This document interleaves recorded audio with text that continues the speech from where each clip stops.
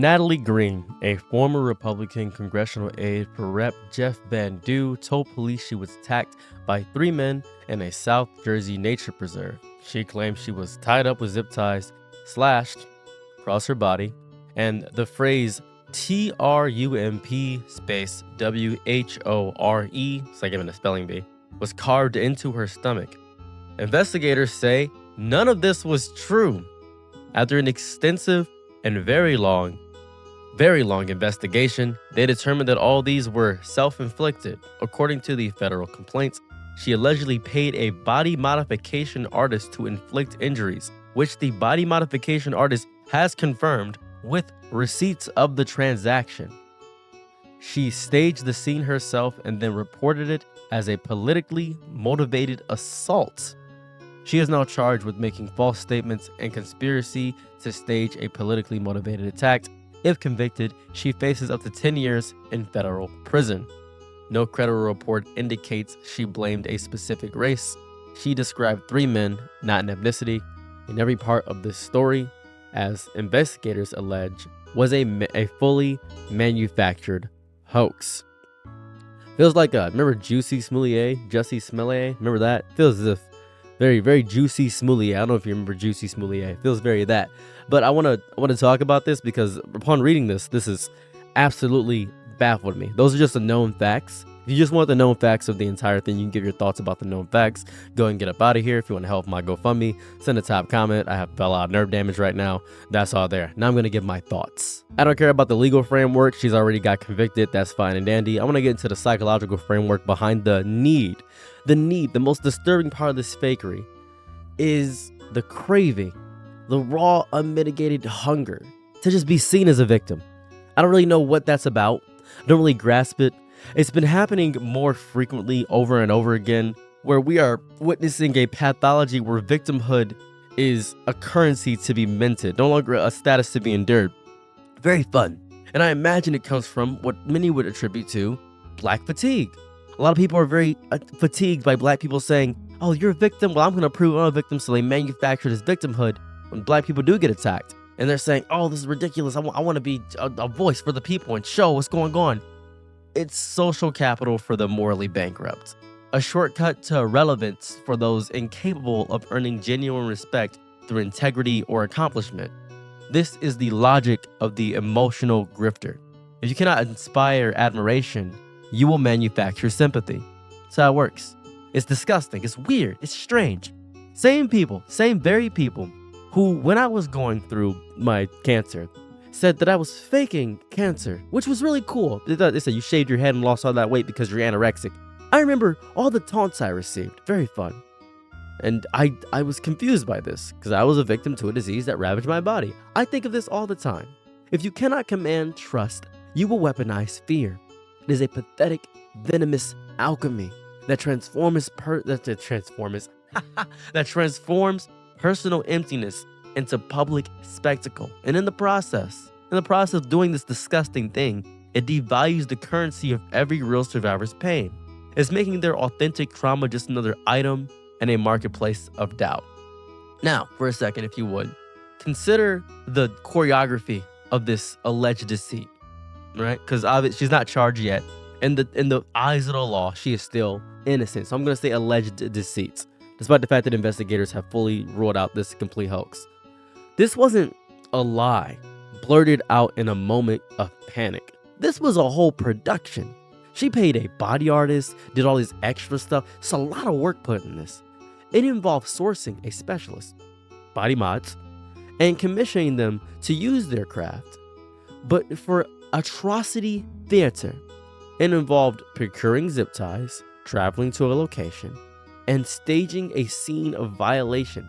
This is such a grotesque order of premeditation. It is a deliberate, calculated act that speaks directly into the face of every person who has ever been genuinely, horrifically harmed by real violence.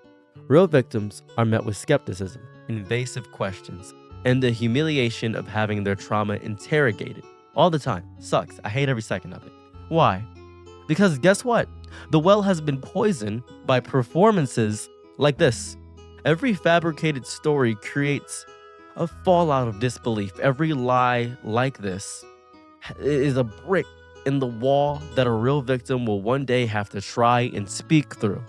This just makes it bad for everyone else. If you catch my drift here, just makes it bad for everybody. What's even more gross about this whole situation is that people such as Green do not lie aimlessly. They lie architecturally. They lie with the blueprint. Their falsehoods are designed to construct a specific narrative, the one where they are the valiant, fragile soldier besieged by ideological boogeymen of their own invention.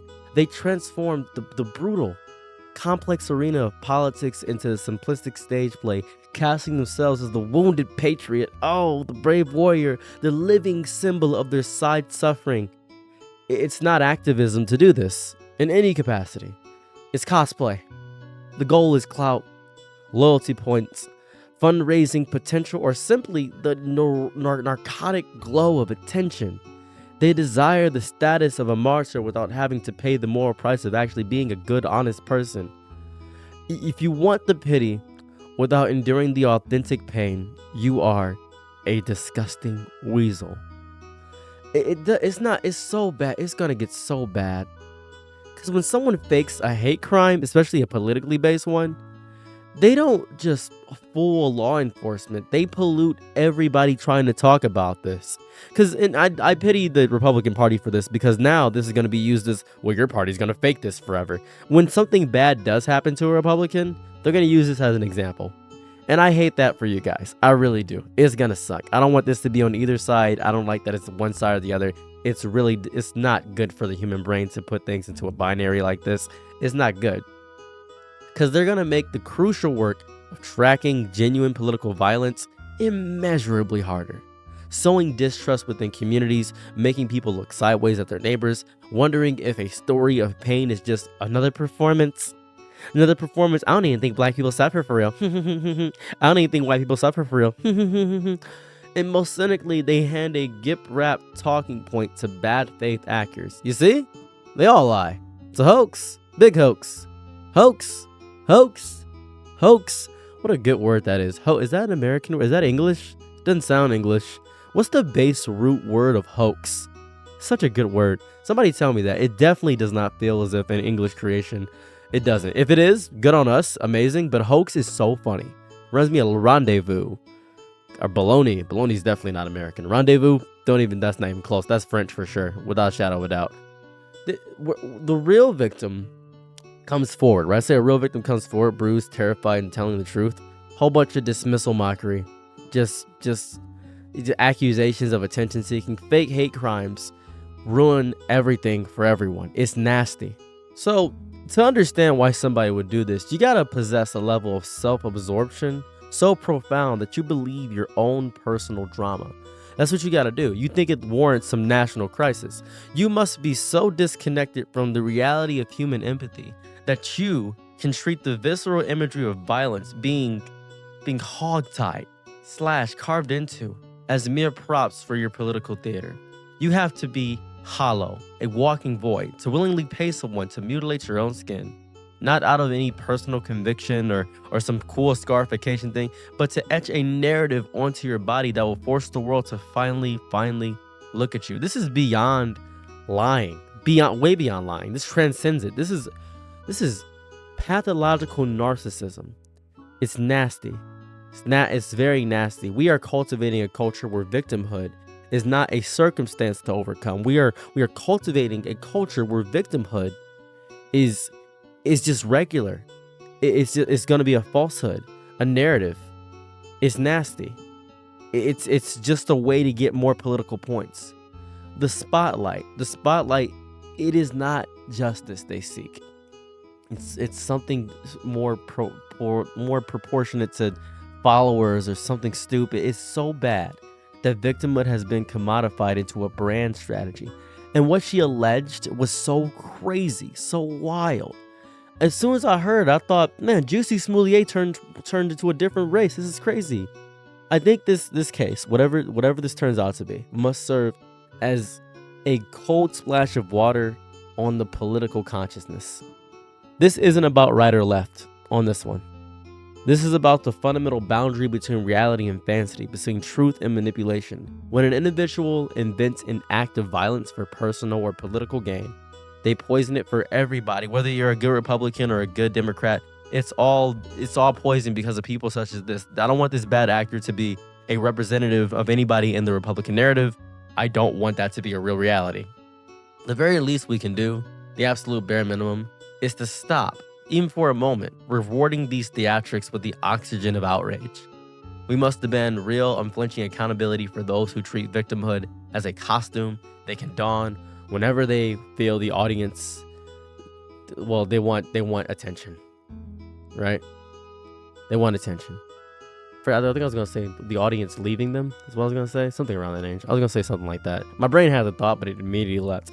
Anyways, this is gross. Let me know your thoughts in the comment section down below. If you guys want to help me out with my back troubles, I'm having a lot of nerve damage. Have a GoFundMe in the top comment. If you guys don't want to help, fine by me. Have a lovely life. Like, never going to see me again. Bye forever. Have a lovely night wherever you are. Bye. I'm your nigga night, be my loyal, happy to try what you need. Your world, I love to live in it. Ooh, I love the ride when you're free.